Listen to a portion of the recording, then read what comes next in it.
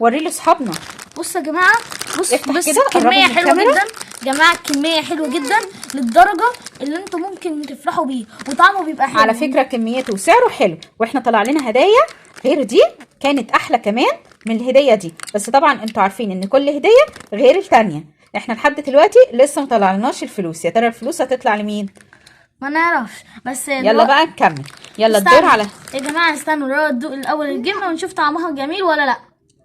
يلا بسم الله الرحمن الرحيم. انا هدوق عشان يوسف اللي هيدوق، عشان نعرف تاكل المستيكه. بسم الله الرحمن الرحيم. بسم الله الرحمن الرحيم. طعمها جميل جدا يا جماعه، واي حد بيشتري اي هو طعمه طازه وحلو جدا. يلا بقى هنفتح، تقدروا تستخدموه بدل الفشار. يلا بسم الله الرحمن الرحيم. ونبدل على فكره البونبوني عجب لارا جدا. يلا بقى هنفتح الشطه والليمون. هو تقيل ولا خفيف قبل ما تفتحه؟ تقيل جدا يا جماعه.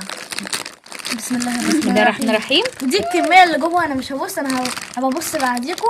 يلا بسم الله الرحمن الرحيم. استني يا لارا، نقول بسم الله الرحمن الرحيم. يا ترى ايه اللي طلع له؟ بصوا يا جماعه، دي طلعت الشوكولاته اللي بتبقى في الكريسماس دي، ولا معرفش ايه تقريبا الشوكولاته اللي بتبقى في الكريسماس يا جماعه. طلع له الوايت شوكليت اللي بتبقى موجوده في اعياد راس السنه، وبيزينوا بيها التورت. بينها لهم كده يا يوسف. بصوا يا جماعه، حطها كده، حطها هنا اهي، وحلوه جدا للدرجه اللي انتوا مش عارفين. وريهم بقى الكميه، ونوريهم الكميه ان شاء الله. بص طلعت في الشطه والليمون. ونقول بسم الله الاول قبل ما ندوق. حلو بحر، طعمه حلو قوي، بس المشكله اللي هو حراق جدا، حامي نار يا جماعه. يعني لو هتجيبوا الشطه والليمون ما تجيبوش للاطفال خالص، الشطه والليمون حامي جدا. ده لو عشان اللي بيحبوا الشطه والليمون. اللي بيحبوا الشطه والليمون قوي ده هيعجبه.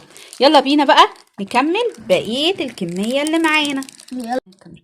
يلا يا جماعه، احنا فتحنا البتاعه دي ومش عارفين طعمها ايه، اللي هي الوايت شوكليت المفروض ان احنا عارفينها بتتحط في التورت. بسم الله الرحمن الرحيم. ونقول بسم جربها الله. بقى يا يوسف، ناشفه جدا يا جماعه. هي طلعت عسليه على فكره يا جماعه، طلعت عسليه، هي طلعت عسليه بس طعمها يعني معقول، مش حلو قوي يعني. طلعت عسليه، بس البونبوني كانت احلى. دي طعمها مش معقول. حلو قوي يا جماعه من البونبوني. جوه لارا بتقول لكم البونبوني حلو قوي، لكن العسليه لسه. يلا بينا بقى هنفتح طعمها اول قوي. واحد بالكاتشب، لان كل اللي فتحناهم قبل كده كانوا جبنه وشطه. دلوقتي يا جماعه بقى هم اخدوا كمان واحد جبنه وواحد شطه وليمون، واللي هتبدا المره دي لارا. ويا ترى هيطلع ايه؟ يلا بقى يا رب يطلع لنا بقى الفلوس او هديه حلوه. طلع ايه يا لارا؟ قربي يا لارا. دي الكميه اللي طلعت، بس لسه مش عارفين الهديه. شوفي بقى في هديه ولا لا. يا ترى هي فيها هديه بس مش باينه. شوفي يا لارا، طلعت فيها عسليه تاني.